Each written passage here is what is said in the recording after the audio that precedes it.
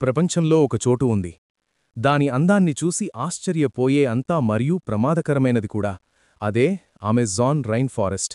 సుమారు 55 లక్షల చదరపు కిలోమీటర్ల విస్తీర్ణంలో 9 దేశాలలో విస్తరించి ఉంది. ఆ హరిత మహాసముద్రం మొత్తం భూమి యొక్క 20% ఆక్సిజన్ ఉత్పత్తి చేస్తుంది. ఈ అడవిని ప్రపంచం యొక్క ఊపిరితిత్తులుగా పిలుస్తారు. కాని ఇక్కడ ప్రతి అడుగులో మరణం మౌనంగా వెంటాడుతుంది. ప్రతి ఆకు వెనుక ఒక వేటగాడు దాగి ఉండొచ్చు. ప్రతి శబ్దం ఒక హెచ్చరికలా ఉంటుంది.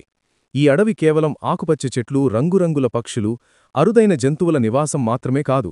ఇది 3500 కంటే ఎక్కువ క్రూర మరియు విషపూరిత జంతువులకు నిలయం. ఇక్కడ గ్రీన్ అనుకోండా 30 అడుగుల పొడవు ఉండి మనుషులను సైతం మింగేస్తుంది. జాగ్వార్, అది జంతువులను చీల్చేస్తుంది. ఆర్ట్ ఫ్రాగ్, దాని చర్మలో ఉన్న విషం 10 మందిని చంపగలదు. బుల్లెట్ ఆట్లాంటి అనే విషపూరిత కీటకాలు ఉన్నాయి. ఈ అడవిలో చెట్లు కూడా ప్రమాదకరంగా ఉంటాయి.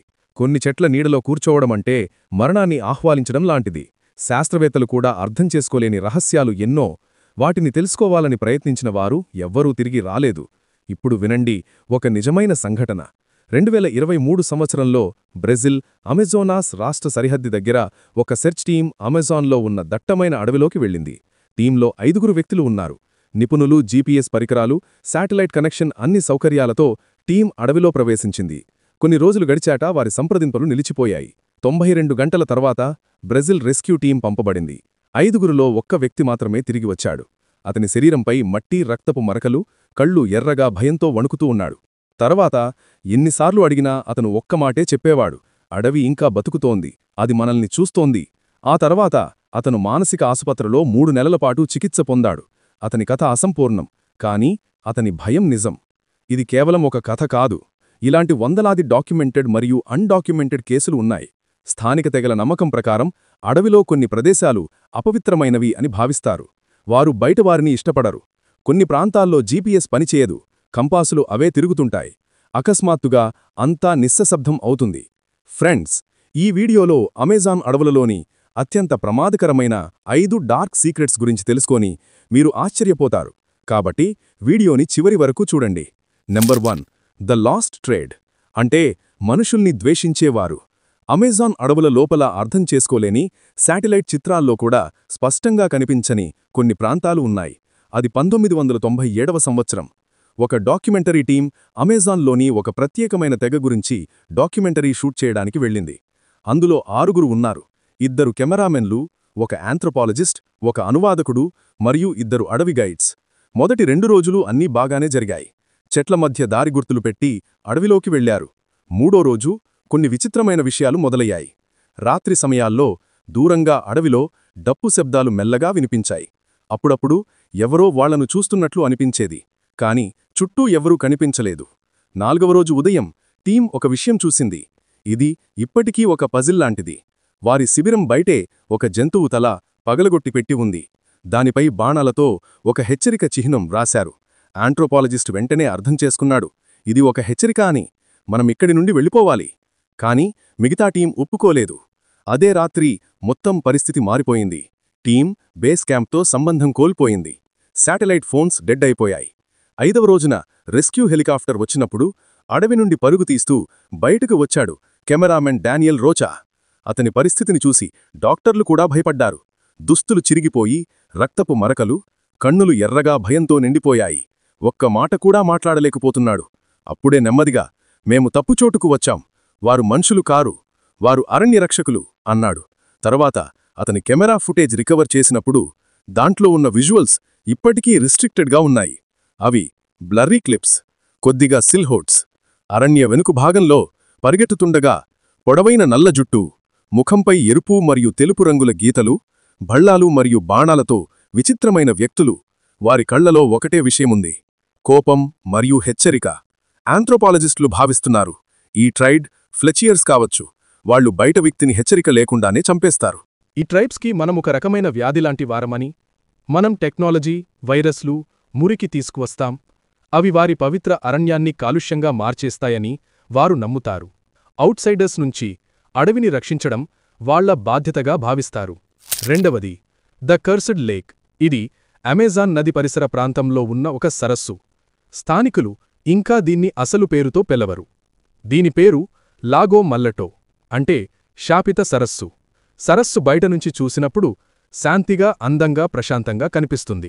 కాని ఈ అందం వెనుక ఒక అంధకారం దాగి ఉంటుంది. అది మనుషులను మింగేస్తుంది. 1935 సంవత్సరాల్లో ఒక అమెరికన్ మైనింగ్ కంపెనీకి సరస్సు కింద అరుదైన లోహాలున్నాయని సమాచారం వచ్చింది. అక్కడ తవ్వకాలు జరపడానికి జియో ఎక్స్పర్ట్స్, మెకానిక్స్, ఆర్మడ్ గార్డ్స్తో ఒక టీంను పంపారు. వారు డ్రిల్లింగ్ స్టార్ట్ చేశారు. మొదటి 2 రోజులు బాగానే గడిచాయి. 3వ రోజు సరస్సు మధ్యలో విచిత్రమైన బబుల్స్ వచ్చాయి. నీటి రంగు కొంచెం మారిపోయింది. బృందం ఇది మీథేన్ గ్యాస్ కావచ్చని భావించి పని కొనసాగించారు. కాని 5వ రోజు నుండి విచిత్రమైన సంఘటనలు మొదలయ్యాయి.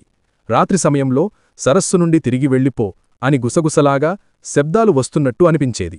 కొంతమందికి నిద్రలో భయంకరమైన కలలు రావడం మొదలైంది. సరస్సు నీటిలో ముఖాలు కనిపిస్తున్నట్లు అనిపించేది. 6వ రోజు మొత్తం క్యాంప్ అకస్మాత్తుగా రేడియో సైలెంట్ అయిపోయింది. రెస్క్యూ టీం 2 రోజుల తర్వాత చేరుకున్నప్పుడు అక్కడ ఏమీ లేదు. కేవలం ఒక మనిషి సరస్సు ఒడ్డున పడిపోయి ఉంది. భయంతో కంపిస్తూ తనతోనే మాట్లాడుకుంటున్నాడు.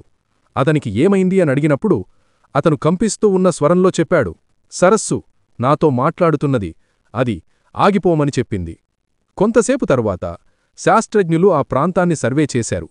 అక్కడ మీథేన్ మరియు సల్ఫర్ వాయువులు ఉన్నాయని చెప్పారు. అవి హాలుసినేషన్స్ కలిగించవచ్చు. కాని స్థానిక ఆదివాసుల మాట వేరేలా ఉంది. వారు ఆ సరస్సును ఆత్మల ద్వారం అంటారు. వారి ప్రకారం సరస్సు కింద ఒక పురాతన మరణించిన నాగరికత ఆత్మలు ఉంటాయి. అవి ప్రతి బయట వ్యక్తిని తమతో కలుపుకుంటాయి. ఇప్పటికీ లాగో మాల్డిటో దగ్గరికి వెళ్లడం నిషేధం. అక్కడ ఒక రాయి మీద రాసి ఉంది, ఇక్కడ ఎవరు తవ్వితే వారు మాయమవుతారు అని.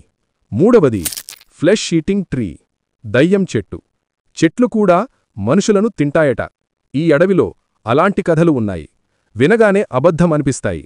కాని వాటి వెనక ఉన్న నిశ్శబ్దం నిజం కంటే ఎక్కువ భయంకరం. దయ్యం చెట్టు అంటే కేవలం నీడ ఇచ్చే చెట్టు కాదు, అవసరమైతే మనుషులను కూడా చంపేస్తుంది.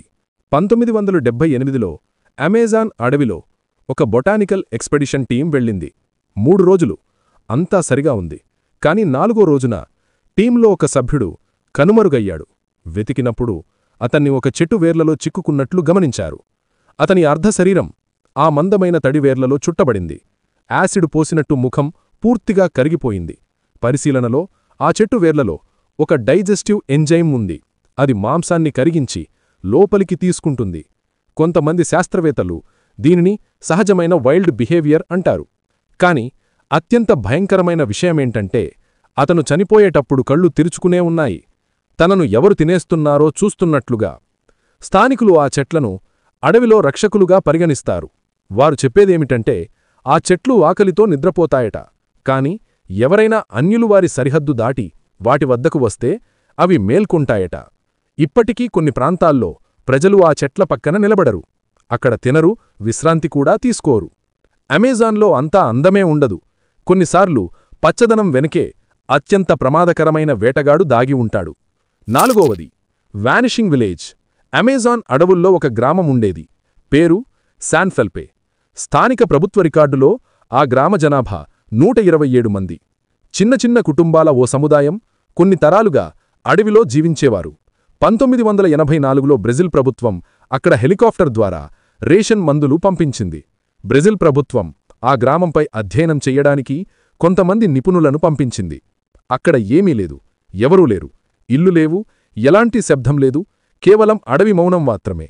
జీపీఎస్ పనిచేయడం లేదు, కంపాస్ ఎప్పుడూ తిరుగుతుండేది. రేడియో సైలెంట్ అయిపోయింది.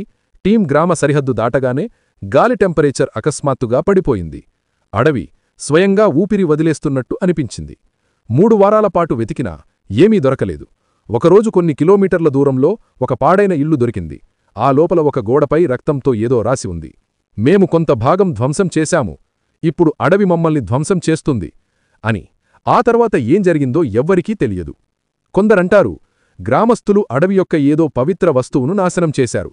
కాని నిజమేంటంటే శాన్ ఫెల్పే ఇప్పుడు మ్యాప్స్లో కూడా కనిపించదు. శాటిలైట్ చిత్రాల్లో కేవలం ఆకుపచ్చగా మాత్రమే కనిపిస్తుంది. శాన్ ఫెల్పే ఇప్పుడు వాటిలో ఒకటయింది. Number 5 forest of whispers. ఆ అడవి గుసగుసలాడుతుంది. వాస్క్ దాస్ ఓజెస్ అంటే గుసగుసలాడే అడవి. ఈ స్థలం మ్యాప్లో చాలా చిన్నది అనిపిస్తుంది. కాని అక్కడికి వెళ్లేవాళ్లు చెప్తారు ఆ అడవి మాట్లాడుతుందని. చెట్ల నుండి గుసగుసలు వస్తాయి. 2001లో ఫోటోగ్రాఫర్ సోఫియా మొరాలెస్ ఆమె బోస్ దాస్ బోజీలో తన టీంతో కలిసి వెళ్ళింది.